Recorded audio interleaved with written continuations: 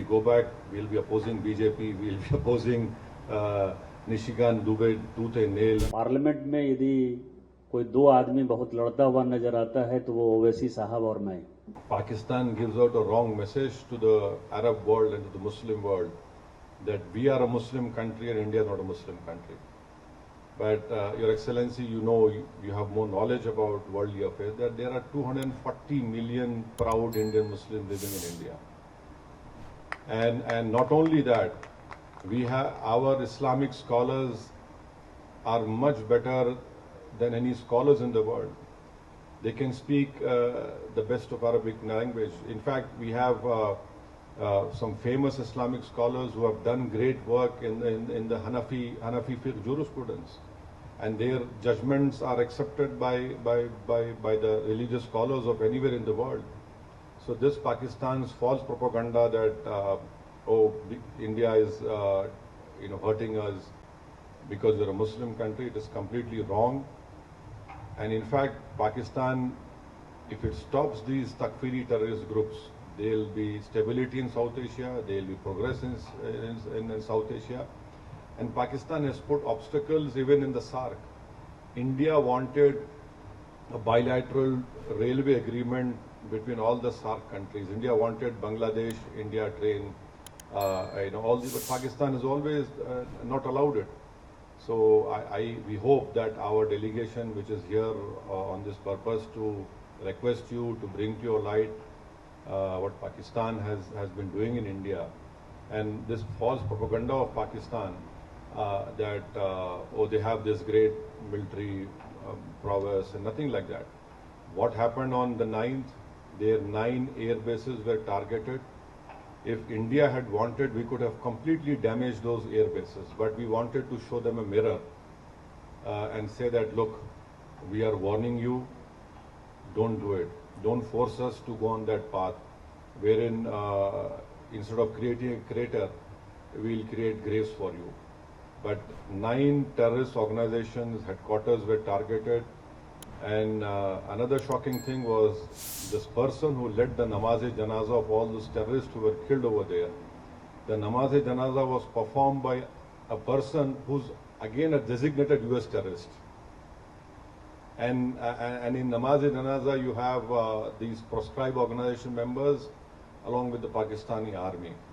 So this is a clear proof, and this TRF, which is a new name for LET, we had gone to the United Nations not once, 4 times, and told the United Nations Sanction Committee 1624 that this is a new name of this terrorist organization. We said this in December 23, we said this in now May 24, and unfortunately our fears had come true, and we lost 26 young people, a girl who got married 6 days ago became a widow on 7th day.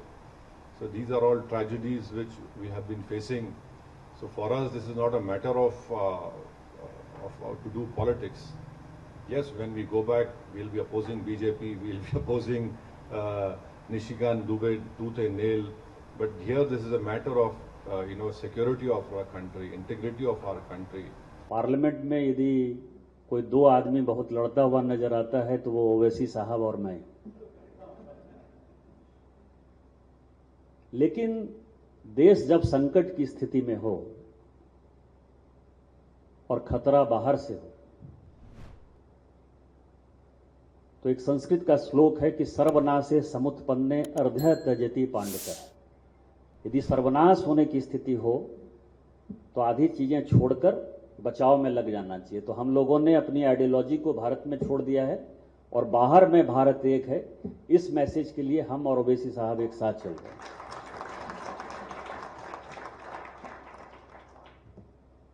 दो तीन चीजें हैं, बहुत लंबा जितना बोलना था वो हमारे टीम लीडर बोल चुके हैं. सबसे पहले तो आप यहां क्यों? भारत 140 करोड़ लोगों का देश है, एस्पिरेशनल भारत है, लेकिन 27 लाख लोग सऊदी अरब में क्यों हैं? शायद वहां भारत में आज से 10 साल पहले, 15 साल पहले संभावनाएं नहीं थी, क्योंकि मैं कल से लेके परसों से लेके जब भी लोगों से मिला हूं, खासकर गल्फ में, तो कोई, जैसे डॉक्टर साहब बता रहे थे कि वो 40-50 साल पहले आए, कोई 30 साल पहले आए, कोई 25 साल पहले आए। आज ही मैं कुछ लोगों से बात कर रहा था, वो कह रहे थे कि आने वाले लोगों की संख्या थोड़ी घट इसलिए रही है क्योंकि भारत में ही उनको संभावनाएं दिखाई दे रही है। लेकिन आप आए, आपने नाम कमाया, और आप जो कुछ भी कमा रहे हैं, एक तो अपना इज्जत कमा रहे हैं इस देश में, और जो पैसा कमा रहे हैं वो भारत को दे रहे हैं, जिसमें भारत की इकोनॉमी दिन प्रतिदिन मजबूत हो रही है। इसमें आप लोगों का बड़ा योगदान है। लेकिन दो चीजें हैं जो प्रश्न आपने पूछा हमसे। सऊदी अरब कह रहा है कि 2030 तक वो अपने देश का काया पलट कर दे, उसका एक टारगेट है। और हमारा टारगेट है कि हम 2047 तक अपने देश का जो है काया पलट कर देंगे, हम विकसित भारत बन जाएंगे। और कैच वही है, अपना जो काम है, प्रमुख काम है, वो यही है कि हम जब तक सऊदी अरब में हैं तब तक सऊदी को 2030 तक कैसे आगे जाना है, और उसके आगे जाने का रास्ता क्या है, और 2047 में यदि भारत को आगे जाना है, विकसित भारत बनना है, माननीय मोदी जी के विजन को लागू करना है, तो उसको कैसे करना है। और उसमें सऊदी अरब और भारत दोनों को एक दूसरे की आवश्यकता है। आवश्यकता कैसे? जो बात आपने कहा आर्टिफिशियल इंटेलिजेंस का, साइबर सिक्योरिटी का, सुपर कंप्यूटर का, क्वांटम कंप्यूटर का, ये सब में हम मास्टर हैं।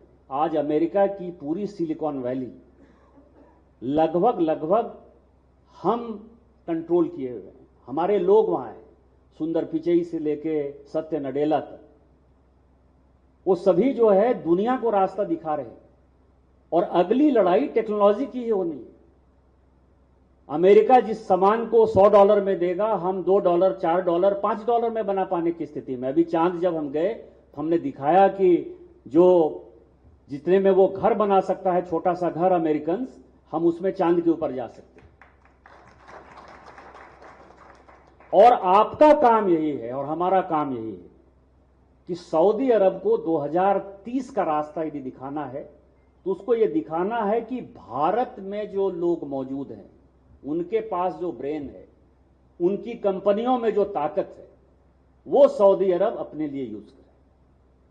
ये काम यदि आप कर पाए तो मैं ये कह सकता हूं कि हमारे और आपके रास्ते में, खासकर सऊदी अरब में, क्योंकि एक चीज जो सऊदी अरब और गल्फ कंट्रीज बराबर कहता है कि भारत भी दोस्त है, बहुत अच्छा दोस्त है, इसके साथ पुराने रिलेशन है, लेकिन पाकिस्तान भी दोस्त है।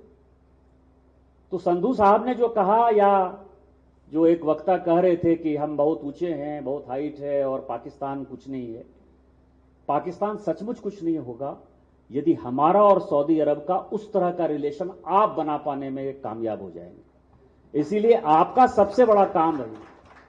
ताजा खबरों के लिए लाइक, फॉलो और YouTube पर सब्सक्राइब कर बेल आइकन दबाएं। साथ ही हर अपडेट के लिए विजिट करें swedeshlive.com।